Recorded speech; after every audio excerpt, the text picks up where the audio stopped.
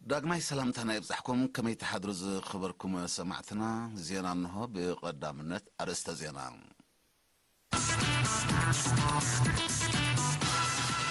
بريزيدنت إسياس أفورقي اب حبرات امارات عرب ناي سرح مبصحي تسمعنا صحافي زباو جنبار ديمقراطية فتحن اب سوا بزعبه اللوكنة تهاجرن صبران زبر سمينار كايدو دبلوماسيا وزرب أمريكان سمين كوريان أبكر بمساك جمرت تثبيت كمزقبل حسب بدات وسا أمريكا حبيرو طالبان أبلعلي وتهدرات أمريكا متكعتك في الصنمخانو أدنقرو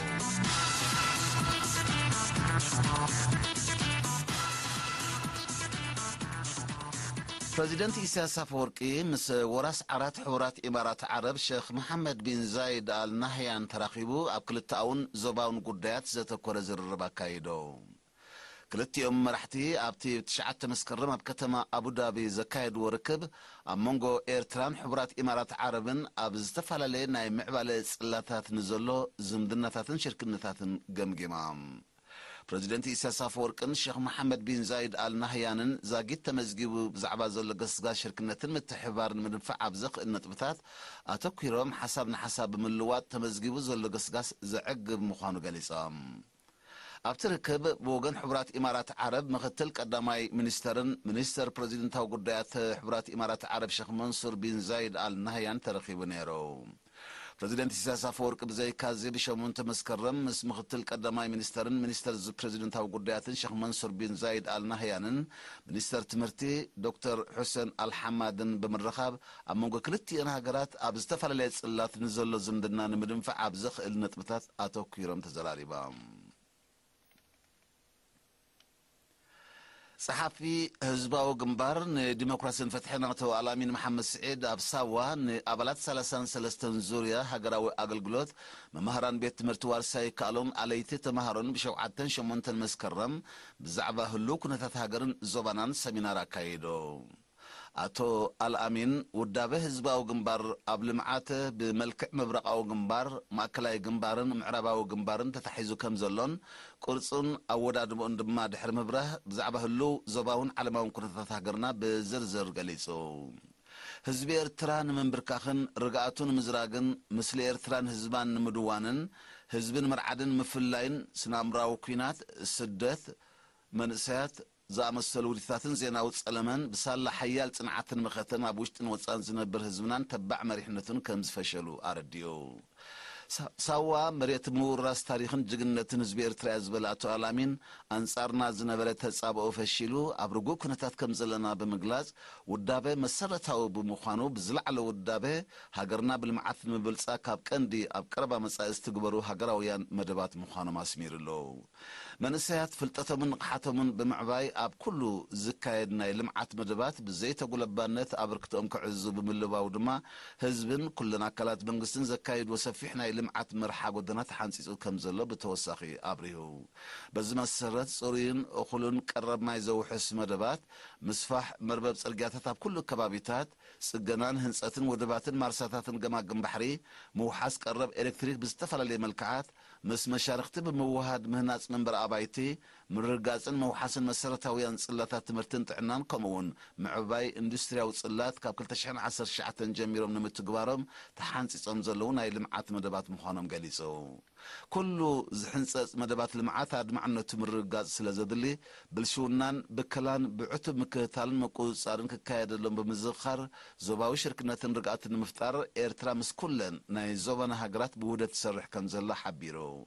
تساتف سمينار بوغنم كله زوهابم استمرو افلطوم معباي حجاز كم زخونه بمغلاص بوليتيكاو تمرتي كاب مبعث درجه كجمرن منسيات مزبناونت كغعازو اغلغلوت انترنت بصفحات كتاتاتن تلابيام ኣብነታውያን ሓረስቶት ምምሕዳር ከባቢ ግላስ ሚኒስትሪ ሕርሻ ዝዓደሎም ምሩፅ ዘርኢ ብልቱግ ጽቡቕ ውፅኢት የርኢ ከም ዘሎ ንኤሪና ሓቢሮም እቶም ኣብነታውያን ሓረስቶት ኣብ ዝሃበዎ ሓበሬታ ካብ ወርሒ ሰነ ዝጀመረ ጽቡቕ ዝዓቆኑ ዝርግሐ ዝናብ ክሳብ መፈለምታ ወርሒ መስከረም ከም ዝወቅዐ ጠቂሶም ሚኒስትሪ ሕርሻ ዝዓደሎም ምሩፅ ዘርኢ ብልቱግ ክራማት ቅድሚ ምእታው ዘድሊ ሕርሻዊ ንጥፍታት ስለ ዘካየድሉ ኣብ ደረጃ ምሽዋት ከም ዝበፅሐ ገሊፆም ምሩፅ ዘርኢ ብልቱግ ቁልጡፍ ብዙሕ ቃንጫ ዘፍሪ ዝውንኖ ጉንበት ጽዑቕ እኽሊ ዝሕዝ ገዚፍ ምዃኑ ከምኡውን ብጭራሩ ብዙሕ ስለ ዘይድፈር ኣዝዩ ከም ዘርብሖም ብምግላጽ ሓረስቶት ንግራውቶም ኩሉ ዘድሊ ዘበለ ጻዕርታት ክገብርሉ ኣተሓሳሲቦም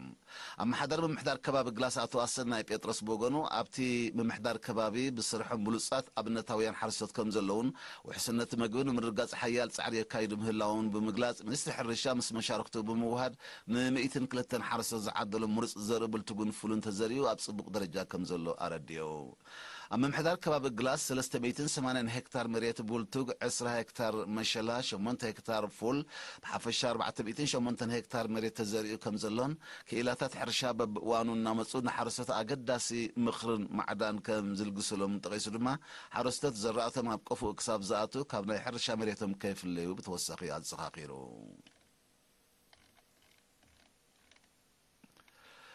ኣብ ርሑቕ ከባቢታት ዝርከባ ደቂ ኣንስትዮ ኣብ ከባቢአን ዝዕመሙ ዘለዉ መደባት ልምዓት ዝገብርኦ ተሳትፎ ንምብራህ ቀዳምነት ተዋሂብዎ ይስራሓሉ ከም ዘሎ ፕረዚደንት ሃማደ ወይዘሮ ተኸኣ ተስፋ ሚካኤል ገሊጻ ወይዘሮ ተኸኣነ ዝገለጸት ንኡሳን ጨናፍር ሃማደ ምምሕዳራት ከባቢ ኦም ሓጀር ኣይተርፍን ቃጨሮን ብደረጃ ቦርድ ብምቓም ኣብ ዘቃንዑ መስራቲ ጉባኤ ኮይኑ ሕቶ ደቂ ኣንስትዮ ንመላእ ሕብረተሰብ ዝምልከት ብምዃኑ ብምንቅሐንን ብምውዳበንን ድማ ተሳታፍነተንን ተጠቃምነተንን ኣብ ልምዓታዊ መደባት ንምዕባይ ቀዳምነት ተዋሂቦ ዝስራሓሉ ዘሎ ዕማም ምዃኑ ጠቂሳ ኣብተን ምምሕዳራት ከባቢ ዝተኻየደ ጉባኤ መርኣያ ናይቲ ናብ ርሑቕ ከባቢታት ዝጠመተ ፖሊሲ ምዃኑ ገሊጻ ዝካየድ ዘሎ መደብ ኣብ ማሕበር ዝጥርነፋ ደቂ ኣንስትዮ ብምውዳብ ኣብ ኩሉ ዝውጠኑ መደባት ንጡቕ ስታፈ ከም ዝህልወንን ተጠቃምነትን ኣብ ትካላት ማሕበራዊ ኣገልግሎት ንምዕባይን ምዃኑ ዝሓበረት ሓላፊት ሃማደ ዞባ ጋሽ ባርካ ወይዘሮ ሒደጋ ዮሃንስ ውዳበ ደቂ ኣንስትዮ ምሕያል ድርዒ መደባት ልምዓት ብምዃኑ ክሳብ ዓድታት ዝወርድ ኣወዳድባ ከም ዝተኣታተወ ብምግላጽ እቲ መደብ ኣብ ካልኦት ምምሕዳራት ከባቢ እውን ክትግበር ምዃኑ ኣረዲኣ ሓላፊት ሃማደ ንኡስ ዞባ ጎልጅ ወይዘሮ ሰናይ ተኽለ ብወገና ኣወዳድባ ደቂ ኣንስትዮ ክሳብ ምምሕዳራት ከባብን ዓድታትን ኣብ ጉጅለታትን ንኡሳን ጨናፍርን ከም ዝጥርነፋ ንምግባር ዝካየድ ዘሎ ጻዕሪ እወታዊ ውፅኢት ይርከቦ ከም ዘሎ ብምግላጽ ኣብቲ ንኡስ ዞባ ብዝተኻየደ ናይ ምውዳብ ዕማም ቁፅሪ ናይተን ኣብ ማሕበር ዝተጠርነፋ ደቂ ኣንስትዮ ብምዕባዩ ናብ ደረጃ ምቋም ቦርድ ክበጽሓ ከም ዝበቕዓ ሓቢራ ኣብ ምምሕዳራት ከባቢ ኦም ሓጀር ኣይተርፍን ቃጨሮን ልዕሊ 3,000 ኣብ ማሕበር ዝተጠርነፋ ደቂ ኣንስትዮ ከም ዘለዋ ሰነዳት ሃማደ ይሕብር እዚ ድምፂ ሓፋሽ ኤርትራ እዩ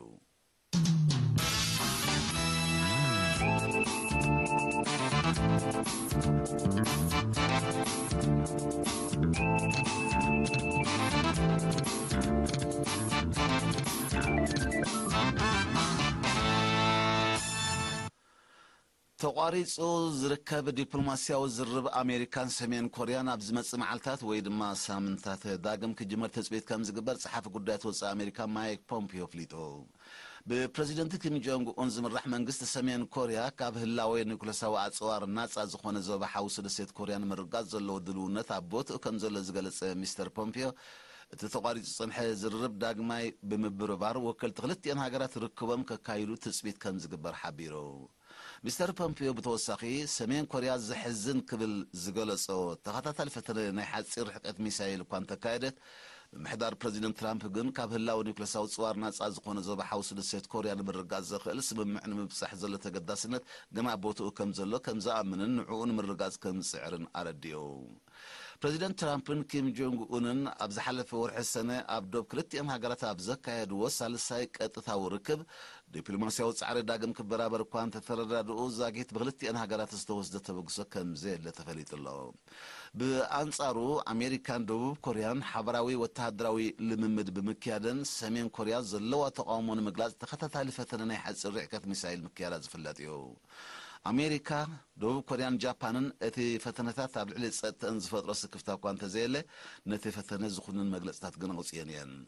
ሰሜን ኮርያ ቦገናት ሓፈ ጉዳያት ወፃኢ ኣሜሪካ ማይክ ፖምፒዮ ብዛዕባ ዝህቦ ዘሎ መግለጽታት ንዝድለ ዲፕሎማስያዊ ዝርብ ዝዕንቅፍ ምዃኑ ብምግላጽ ከም ዝኾነነቶ ዝዝከር እዩ። ጣሊባን ከም መልሰ ግብሪ ናይቲ ፕሬዚደንት ኣሜሪካ ዶናልድ ትራምፕ ክካየድ ዝጸንሐ ዘተ ሰላም ንምቁራጽ ዝወሰዱ ሃንደበታዊ ስጉምቲ ኣብ ኣፍጋኒስታን ተዋፊሮም ኣብ ልዕሊ ዝርከቡ ኣሜሪካውያን መጥቃዕቲ ክካየድ ምዃኑ ኣጠንቂቖሎም። ዕጡቅ ሽበራዊ ጉጅለ ጣሊባን ኣብ ዘውፅኦ መግለጺ ብፕሬዚደንት ትራምፕ ዝተወስደ ነቲ ንነዊሕ እዋን ዝቐጸለ ዘተ ናይ ምቁራጽ ስጉምቲ ብምቋም እቲ ስጉምቲ ህይወት ኣሜሪካውያን ክኽፍል ምዃኑ ኣጠንቂቖሎም። ኣሜሪካ ንኣስታት 10 ዓመታት ዝቐጸለ ቅልውላው ኣፍጋኒስታን ንምፍታሕ ንመንግስቲ ኣፍጋኒስታን ዘይሕውስ ተኸታታሊ ዝርብ ምስ ጣሊባን ከተካይድ ጸኒሓ እያ። ይኹን እምበር ፕሬዚደንት ትራምፕ ብ8 መስከረም ኣብ ማለት ምስል ዓለወት መራሕቲ ጣሊባን ተወጢኑ ምንባሩ ብማዕከናት ዜና ንዝተቓልሐ ምስጢራዊ ርክብ ብምቁራጽ ኣብ ልዕሊ ሽበራዊ ጉጅለ ወተሃደራዊ ጸቕጢ ከሕይል ከም ዝኣዘዘ ይዝከር። ፕሬዚደንት ትራምፕ ነቲ ስጉምቲ ዝወሰደሉ ምኽንያት ጣሊባን ኣብ ዝሓለፈ ሰሙን ኣብ ካቡል ናይ ዝተኻየደን ሓደ ኣሜሪካዊ ወተሃደር ዝርከቦም ሓያሎ ሰባት ናይ ዝተቐትሉሉን መጥቃዕቲ ሓላፍነት ድሕሪ ምውሳድ እዩ። ኣሜሪካን ጣሊባንን ነዋርሕ ዘካየድዎ ዘተ ኣብ ዝሓለፈ ሰሙን ኣብ ኣፈናዊ ስምምዕ በፂሑ ምንባሩ ጸብጸባት የረድኡ። እቲ ዝተበጽሐ ኣፈናዊ ስምምዕ ልዕሊ 5,000 ወተሃደራት ኣሜሪካ ውሽጢ 20 ሳምንታት ካብ ኣፍጋኒስታን ክወፁ ኣምሳይኡ ድማ ጣሊባን ዘካየዶ መጥቃዕትታት ከቋርጾ ዝብሉ ምንባሩ ዝፍለጥ እዩ። ኣብዚ ዓመት እዚ ኣብ ወሰናስን ጃፓን ካብ ዝበጽሑ ብብርትዕኦም ብቐዳምነት ካብ ዝስራዕ ዝተገልጸ ህቡብላዊ ማዕበል ብ8 መስከረም ንምብራቓዊ ሸነኽ ከተማ ቶኪዮ ብምጥቃዕ ሰብኣዊ ንዋታውን ኣከባብያውን ዕንወት ከም ዘውረደ ተገሊጾም። እቲ ፋሻይ ዝብል ስያመ ተዋሂብዎ ዘሎ ህቡብላዊ ማዕበል ብልዕሊ 207 ኪሎ ሜትር ኣብ ሰዓት ዝሕንበብ ምንባሩ ተሓቢሩ። ብሰንኩ ብሰዓብ ሓደጋ ዕልቕልቕ ምህማም መሬትን ጋሻ ውሕጅን ድማ ሓደ ሰብ ክመውት እንከሎ ኣብ ልዕሊ ኣባይትን ትሕተ ቅርጽን ዕንወት ከም ዝወረደ ተገሊጹ። ብሽሓት ዝቝጸሩ ነበርቲ ካብ ቤት ንብረቶም ክጉዕዙ ክግደዱ እንከለዉ ልዕሊ 160 በረራታት ድማ ከም ዝተሰረዘ፣ ንጥፈታት መጓዓዝያ ባቡር ምድሪ ከም ዝተቋረጸን ቀንዲ መስመራት መጓዓዝያ ምድሪ ተዓጽዩ ከም ዘሎን ተገሊጹ። እቲ ብብርቱዕ ህቡብላዊ ማዕበል ንሰዓታት ኣብ ውሽጢ መሬት ድሕሪ ምጽናሕ ናብ ሰላማዊ ውቅያኖስ ከም ዝተመልሰ ዝገለጹ ሰመዚ ሲቪላዊ ድሕነት ጃፓን ዝወረደ ዕንወት ናይ ምግምጋምን ዝዓነዉ ንብረት ናይ ምእካብን ስራሓት ተጀሚሩ ከም ዘሎ ረዲኦም። ኣብ ጃፓን ዓመታዊ ዝተፈላለየ ደረጃ ብርትዕ ዘለዎ ካብ ሰላማዊ ውቅያኖስ ዝብገስ ልዕሊ 20 ሓደጋታት ህቡብላዊ ማዕበል ከም ዝኽሰት ጸብጸባት ሜትሮሎጂ ይሕብሩ። ዝኸበርኩም ሰማዕትና ዜና ቅድሚ ፍጻመ ኣርስታቱ ክደግመልኩም። ፕሬዚደንት ኢሳያስ አፈወርቂ ኣብ ሕቡራት ኢማራት ዓረብ ናይ ስራሕ መብጻሕ ይፍጽም ኣሎ። ጸሓፊ ህዝባዊ ግንባር ዲሞክራስን ፍትሕን ኣብ ሳዋ ብዛዕባ ህልው ኩነታት ሃገርን ዞባናን ጸብሪ ሰሚናር ኣካይዱ። ዲፕሎማስያዊ ዝርብ ኣሜሪካን ሰሜን ኮርያን ኣብ ቀረባ መጻኢ ክጅምር ትጽቢት ከም ዝግበር ጸሓፊ ጉዳያት ወጻኢ ኣሜሪካ ሓቢሩ። ጣሊባን ኣብ ልዕሊ ወተሃደራት ኣሜሪካ መጥቃዕቲ ክፍጽም ይኽብል ኣጠንቂቑ። ዜና በዚ ይፍጸም።